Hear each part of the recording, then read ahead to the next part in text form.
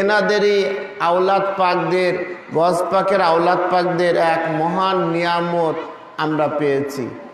আমি ছোট্ট একটা কারামত পাক বড় হুজুর পাকের বলে আমি শেষ করে দেব। দৌলতদিয়া খানকা শরীফের দৌলতদিয়া খানকা পাকে তখন আপনার এর সামনে ওই এগুলো কিছুই ছিল না, ওই যে বাঁশের বেড়া ছিল, এখানে পুকুর ছিল, মাদ্রাসাও তখন তৈরি হয়নি। তখনকার সময়ের ঘটনা, তখনও পাক কদম এসে পৌঁছায়নি, তার আগের ঘটনা। আপনাদের এই এলাকায় এক ভদ্রলোকের পেশাবের রাস্তায় 4টা পাথর হয়েছে। 4টা পাথর হওয়ার পরে উনি ডাক্তারের কাছে গেলেন, উনি বলছে যে আপনাকে অপারেশন করতে হবে।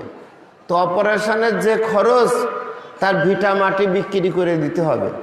তো উনি চিন্তা করলো যে আমি যদি ভিটা মাটি বিক্রি করে দিই তো আমার স্ত্রী পুত্র পরিবার নিয়ে কোথায় দাঁড়াবো গাছতলায়? ওর চাইতে আমি নিজে মরে যাই, কষ্ট স্বীকার করি, আর ভিটা মাটিটা বিক্রি করব না। তো একটা কাজ করে যায়, অন্তত পক্ষে যাওয়ার আগে বড় হুজুর পাকের সাথে দেখা করে যায়, যে ওনার সাথে দেখা করে আমি মরলাম।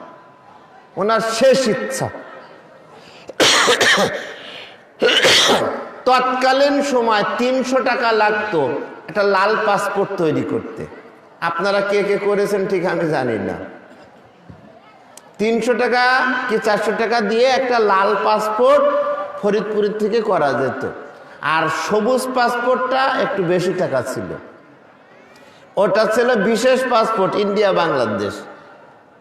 ওই পাসপোর্টটা ছিল। পাসপোর্টটা করে উনি কোনো রকম ভাবে টাকা পয়সা জোগাড় করলেন। জোগাড় করার পরে উনি বুকসখান নিয়ে ব্যাগট্যাগ নিয়ে এখানে খানকা শরীফে আসলেন। উনি পানি খেতেন কম, কারণ পেশাবের রাস্তায় যন্ত্রণা, পেশাব হওয়াতে খুব আটকে যেত। তো এখন উনি এই দরবার পাকে এসে এত পানি পিপাসা লেগেছে বলার মতন না।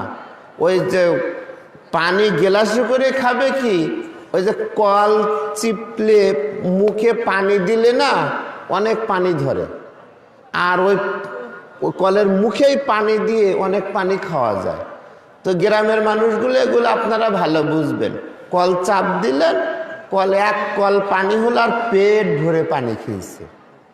উনার হুঁশ নেই, উনি ওদিক যাচ্ছে, ভিসা করেছেন, ভিসা করে যাবে। এখন হুজুর পাকের সামনে যেই বলবে যে হুজুর আমার এই অসুখ ভালো করে দেন, বা যাই হোক একটা কিছু বলবে,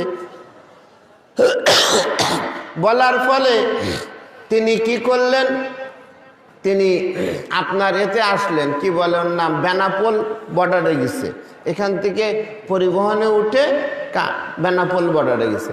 বেনাপোল বর্ডারে নামার সাথে সাথে ওনার জোর ইস্তেঞ্জা লেগেছে, পেশাব, এত জোর পেশাব লেগেছে বলার মতন না। সে পেশাব লাগার সাথে সাথে বাংলাদেশে পেশাব করার সাথে সাথে 2টা পাথর ছিটকে পড়ে গেল, 2টা পাথর। তো এই সাইডের থেকে বাংলাদেশ থেকে 2টা অপারেশন হতে হতে যাচ্ছে। পীরের দরবারে কারামত দেখেন, হতে হতে যাচ্ছে। ওই পারে গেলেন, ওপারে যেও তিনি বেশ খাবার টাবার, লুচি এটা ওটা খাবার টাবার, যে খাবার পাওয়া যায় খুব খেয়েছেন। খাওয়ার পরে শিয়ালদা স্টেশনে নামলেন। নেমে ওনার জোর পেশাব লেগেছে, লাগার সাথে সাথে শিয়ালদা স্টেশনে উনি পেশাব করলেন, ওখানে 2টা পাথর পড়ে গিয়েছে। তাহলে এইবার বলেন আর কিছু আছে শরীরে? কোনো কিছু নেই। এবার পীরের সামনে যেয়ে কি বলবে, আমি অসুস্থ, ভালো করে দেন? এ কথাটা বলার আর সুযোগ আছে? তো উনি যাওয়ার ওই শিয়ালদায় বলছে যে আমি হুজুরের সামনে যেয়ে কি বলবো। তো নিয়ত ছিল যে হুজুর আপনাকে দেখেই মারা যাব। তো তখন সে গিয়েছে ব্যাগট্যাগ নিয়ে হুজুর পাকের বাড়ির সামনে এসে বলছেন, বড় হুজুর পাক দরজা খুলেই হাসি মুখে চেহারায় বাংলাদেশ থেকে এসে শুনে বলছেন যে বলো বলো কি বলবে, বলো বলো বলো। তো তখন কইছে, হুজুর আমি আপনাকে দেখতে এসেছি। তো এই শুধু এই কথাটা যখন কেউ বলতো, কোন মুরিদান যদি বড় হুজুর পাকের সামনে যেয়ে বলতো, হুজুর আমি আপনাকে দেখতে এসেছি, হুজুর পাক একদম চেহারা মোবারক খুলে হাসতেন তার দিকে, খুব খুশি হতেন যে আমার দেখার জন্য এসেছে, একজন আল্লাহর ওলিকে দেখার জন্য অত দূর থেকে এসেছে। এইটাই ওনার খুব ভালো লাগতো। তো বলতে হ্যাঁ বলো বলো। তখন উনি আর কিছু বললেন, ওনার আর বলার কোনো ক্ষমতা নেই। যিনি অসুস্থ ছিল, হুজুর দোয়া করেন, এই ধরনের কিচ্ছু বলতে পারছেন না। তো উনি ছিলেন আল্লাহ পাকের ওলি, ওনার উপরে অনেক মেহেরবানি করেছেন, অনেক দয়া করেছেন। উনি নিরোগ হয়ে ফেরত আসলেন। তো একটা জিনিস, এই দরবার পাক আওলাদে রসুলের দরবার পাক, এই দরবার পাক গজ পাকের আওলাদ পাকের দরবার পাক, এই দরবার পাক শাহেনশাহ মেদিনীপুর হুজুর মওলা পাক আলাইহিস সালাতু ওয়াস সালাম পাকের দরবার পাক। এই মহান দরবার পাকে আমাদের মতন লোকেরা যে আসতে পারতেছি, এটা কিন্তু অনেক নিয়ামতের ব্যাপার। আপনি মনে করেন না, যদি আপনি পীর বিরোধী লোক হতেন, মাজার বিরোধী লোক হতেন, তো এখানে কি আপনি আসতেন? কোনোদিন আসতেন না। তো অন্তত পক্ষে এনারা কারা? ওলি আল্লাহ। তো এর সাথে তো আল্লাহ শব্দটা তো যুক্ত আছে। ওলি আল্লাহ অর্থাৎ আল্লাহর সাথে তার সাথে একটু কিছুটা যুক্ত আছে। তো সেই মহব্বতে যখন এসেছেন, তা নিশ্চয়ই কিন্তু ফায়েজ এবং বরকত পাবেন। এবং এই হাত জীবনে কোনোদিন এই দরবার থেকে খালি হাতে কেউ কোনোদিন ফেরত যায় না। এবং এই সারা রাতের বরকত আল্লাহ পাক যেন কবুল করেন।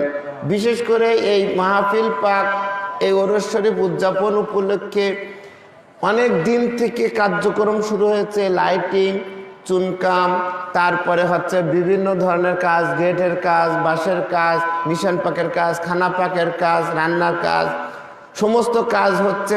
যারা ভলেন্টিয়ার ভাইরা কাজ করেছেন, তাদের ভুল ত্রুটির দিকে না তাকিয়ে আপনারা আপনাদের নিজেদের ভাইদের মতন করে তাদের কাঁধ মিলিয়ে তাদের সাথে হাসি মুখে তাদের কাজগুলোকে সাধুবাদ জানানো আমার আপনার উচিত বলে আমরা মনে করি।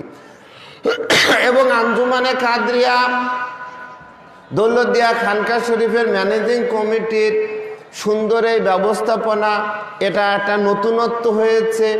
এবার পীর মুর্শিদ পাকের জিয়ারতের একটা নতুনত্ব পেয়েছি আমরা, যে আমরা আমাদের জমিনে বসে আমরা হুজুর পাকদের জিয়ারত পাক পেয়েছি।